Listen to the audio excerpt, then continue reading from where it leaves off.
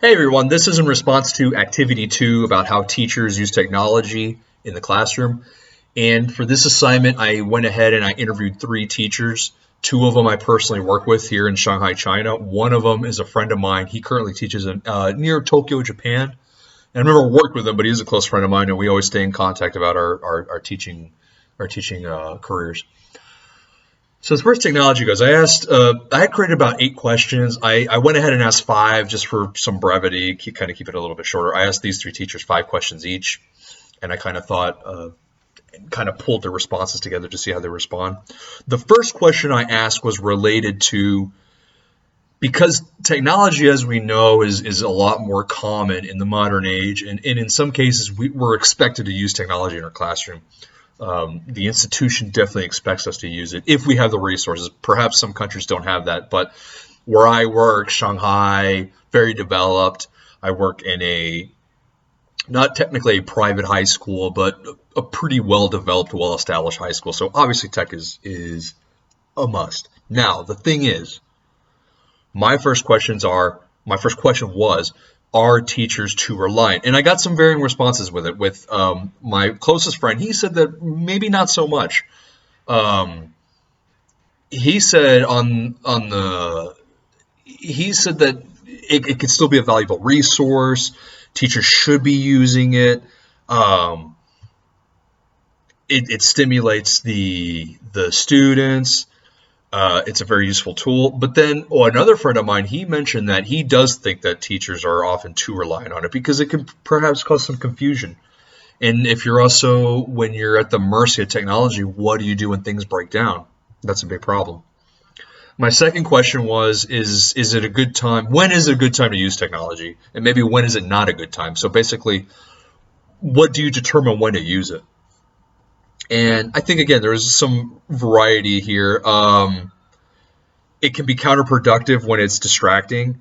So it's really up to the teacher to diversify it a bit. You can't really use the same type of technology again and again. Try and use it in a natural, maybe as an introduction to background information, as opposed to maybe some kind of face-to-face kind of, maybe group activities.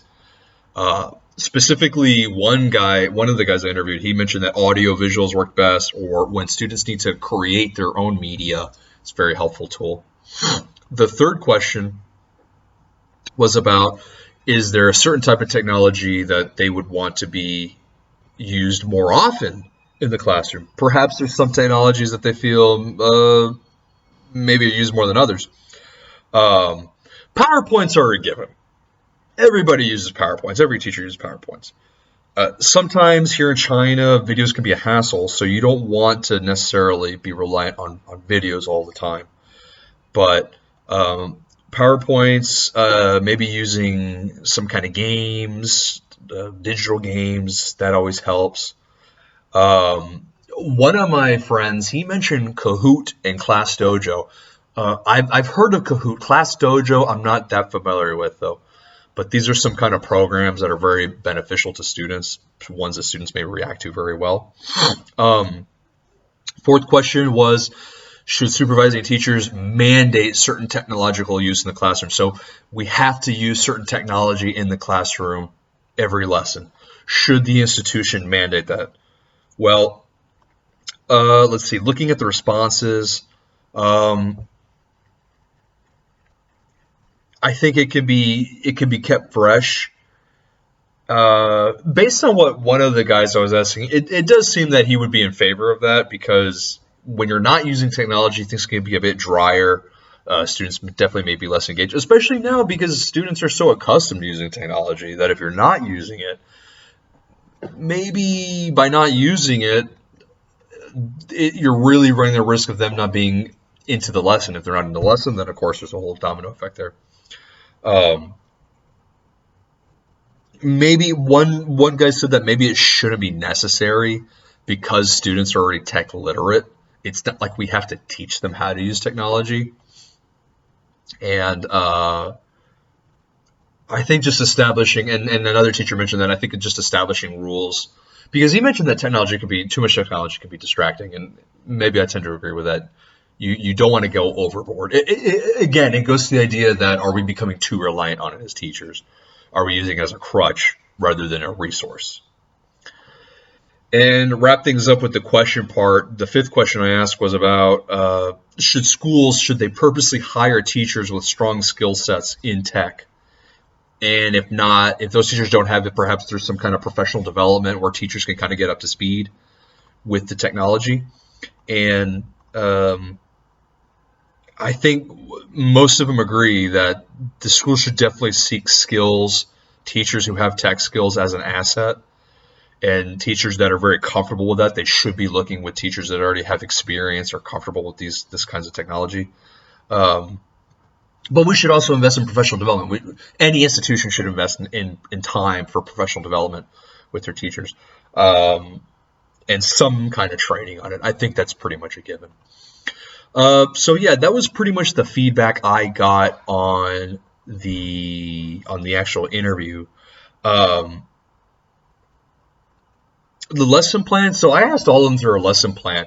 All of them pretty much do the same thing. One of the teachers perhaps will use an introduction video, kind of get group activity after we're showing it a video, get a kind of group discussion, then report feedback. Others like to use, obviously, PowerPoints. PowerPoints are probably the most common. Perhaps have some kind of question to lead off, some kind of rhetorical question to lead off a lesson through the PPT. And then through that, then they can kind of get into a video. I know one of the teachers, he likes to use Quizlet. Quizlet is a great tool to use for, he incorporated Quizlet for like a survey type, try to get some background information before you get into the actual lesson. So I think all of them through videos, online surveys that you can use through your phone, even though we're not supposed to use phones, but I think for that is a case where it's okay. PPTs, yeah, they're all very valuable. And I think they're all pretty effective. I think all the teachers I ask, when I look at their lesson plans and how they use technology, I think they're all using it pretty effectively. I think all the guys I talk to, they've been teaching for a long time. They have a pretty good handle about how to implement technology in their classrooms. It never felt overly reliant. It never felt too one-sided. And the big thing is that even though you're using technology, you still give student talking time. And that's a very important thing that I notice in the lesson plans is they're always making sure that they put in student talking time. So yeah, the checklist for 5 items. If I was making a checklist, some things I thought of were, let me pull it up over here. Okay. One thing that I would be looking for is, or 5 things I would be looking for is the tech being used in a practical purpose? Because sometimes I think teachers, they may use tech for the sake of it, not because it has any real practical usefulness. Is it accessible? Can all the students, when you're using technology, can all the students understand it? Can they feel like they benefit from it? Are they getting utility out of it? Is it being timely? So for example, this is something I always pay attention to. When you go into a classroom and you plan on using technology, do you have everything set up? Because obviously, if you're in a lesson and you're trying to mess around with things, you're wasting time. And that's always something that teachers need to be very aware of, is do they have everything ready to go by the time class starts? My 4th one would be, is the technology up to date? Are we using technology that is not archaic? And I think that's tough because technology is always changing so rapidly that if we're not using what's up to date, if we're not keeping up with what's up to date, we could seem as falling behind, and then students may think differently of us. And then how do you respond? The 5th criteria was, how do you respond if technology isn't cooperating? We know that things can break down. Things break down. What's our immediate reaction? How do we respond to that? How can we think on our toes? How can we stay fresh? How can we stay sharp when things aren't properly working? So a lot going on here, a lot to talk about, a lot to think about. It's something that's very important moving forward as we move on to the 21st century. We have more technology, and who knows, maybe we're start implementing AI, robots, and things of that nature. So definitely a very curious subject.